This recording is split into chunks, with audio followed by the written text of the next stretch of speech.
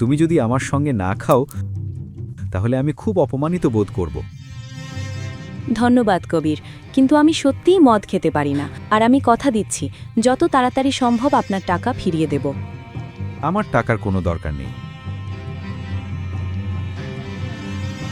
কবির ধীরে ধীরে অবনীর দিকে এগিয়ে এলো। তার চোখে শিকারী মানসিকতা স্পষ্ট হয়ে উঠেছিল। জানো অবনী, আজ তোমার বাবাকে জেলে যাওয়া থেকে কেউ আটকাতে পারবে না, আমি ছাড়া।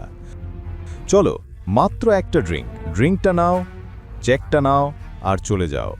এত ভাবছো কেন?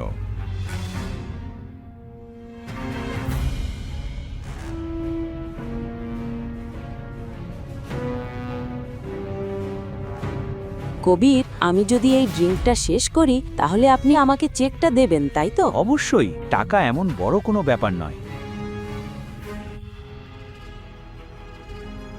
মনে মনে সে ইতিমধ্যেই অবনের সঙ্গে রাত কাটানোর পরিকল্পনা করে ফেলেছিল। অবনের সামনে আর কোনো উপায় ছিল না, কিন্তু গ্লাসটা ঠোঁটে ছোঁয়ার আগেই দরজায় এক বজ্র নিনাদ শব্দ শোনা গেল। অবনীর হাতে ড্রিঙ্কটা দেখে গৌতম রাগে কবিরের দিকে তাকালো। তুমি কে? তুমি ভেতরে ঢুকলে কিভাবে? গৌতম, গৌতম, তুমি এখানে কি করছো? আমি যদি ঠিক এখন এখানে না আসতাম, আমি জানি না সে তোমার সাথে কি করত। গৌতম, তুমি এমনটা ভাবতে পারলে কিভাবে? আমি এখানে কবিরের কাছে সাহায্য চাইতে এসেছিলাম। তুমি জানো না এই মানুষটা কতটা জঘন্য। হ্যালো, তোমার জন্য এতটুকুই যথেষ্ট। তুমি কি জানো তুমি কার সাথে কথা বলছো? কবির, উনি আমার স্বামী। ও, তাহলে এই সেই ঘর জামাই। অবনী, ওকে বলো এখনই আমার পায়ে পড়ে ক্ষমা চাইতে, না হলে আজ সে এই জায়গা থেকে জীবিত বেরোতে পারবে না। আর অগ্নি, এই চেকের কথা ভুলে যাও।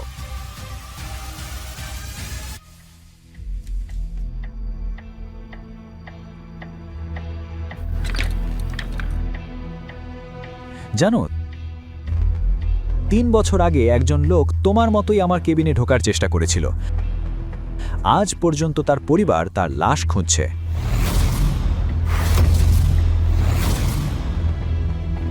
গৌতম, গৌতম, প্লিজ প্লিজ কবিরের কাছে ক্ষমা চাও। ওর কাছে ক্ষমা চাইবো? আমাদের ওর কথায় ভয় পাওয়ার দরকার নেই। ও শুধু ফাঁকা হুমকি দিচ্ছে। ও শুধু ঘেউ ঘেউ করা কুকুর, কামড়াবে না।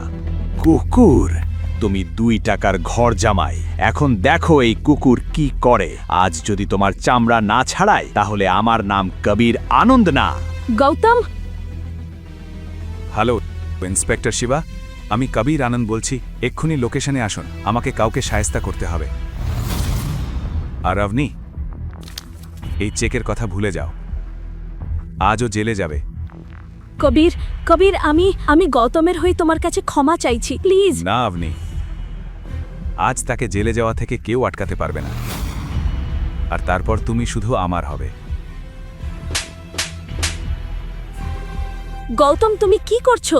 তুমি জানো না ওকে? তুমি শেষ। এই থাপ্পড় তোমার অনেক দাম পড়বে।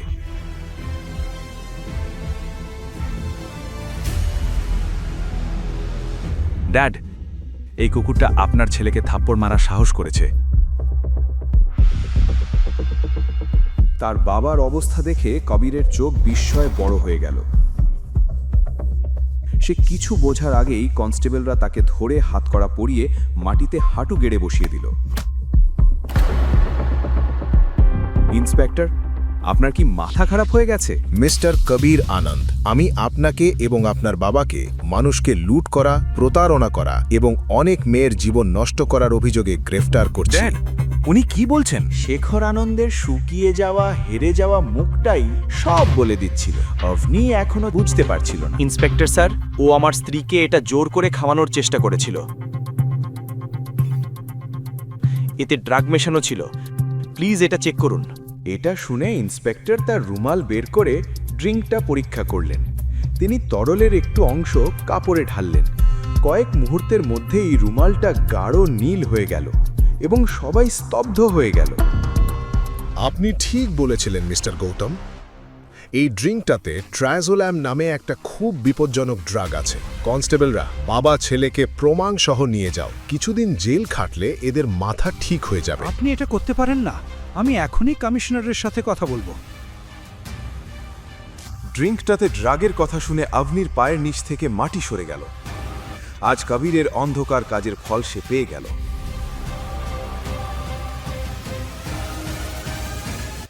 অভনি, গৌতমের এখন অনেক কিছু বলার ছিল, কিন্তু সে এখনো নিজের আসল পরিচয় প্রকাশ করতে চাইছিল না। আর চিন্তা করা দরকার নেই, যারা তাদের কাজের শাস্তি পেয়েছে। গৌতম তার পকেট থেকে ৩০ লক্ষ টাকার একটি চেক বের করে আভনিকে দিল। দেখো, আমি বাবাকে বাঁচানোর জন্য টাকার ব্যবস্থা করেছি। কিন্তু এত বড় অঙ্কের টাকা তুমি এত তাড়াতাড়ি কিভাবে জোগাড় করলে? গৌতম যদি সত্যি বলতো তাহলে সে বড় সমস্যায় পড়ত, তাই সে কিছুক্ষণ চুপ করে রইল। গৌতম, আমি তোমাকে জিজ্ঞেস করছি, এই চেক তোমাকে কে দিয়েছে? আমি একজন বন্ধুর কাছ থেকে ধার নিয়েছি। তার কোম্পানি সম্প্রতি অনেক লাভ করেছে, তাই সে আমাকে ধার দিয়েছে।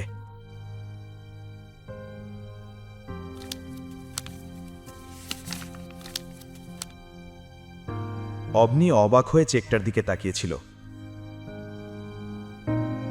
আমরা ধীরে ধীরে এই টাকা ফেরত দিতে পারব। টাকা ফেরত নেবার জন্য তার কোনো তাড়া নেই।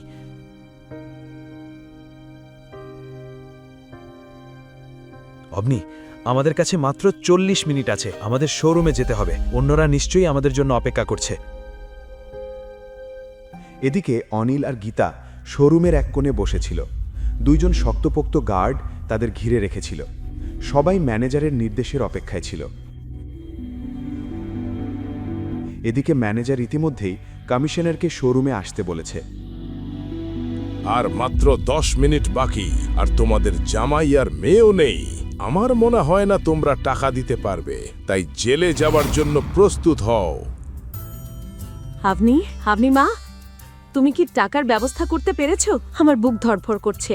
মা, চিন্তা করো না, এই নাও চেক।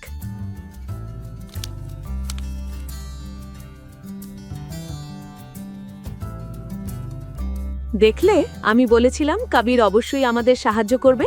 সে খুব ভালো ছেলে, সে সোনার মতো খাঁটি। সে তোমার গৌতমের মতো না।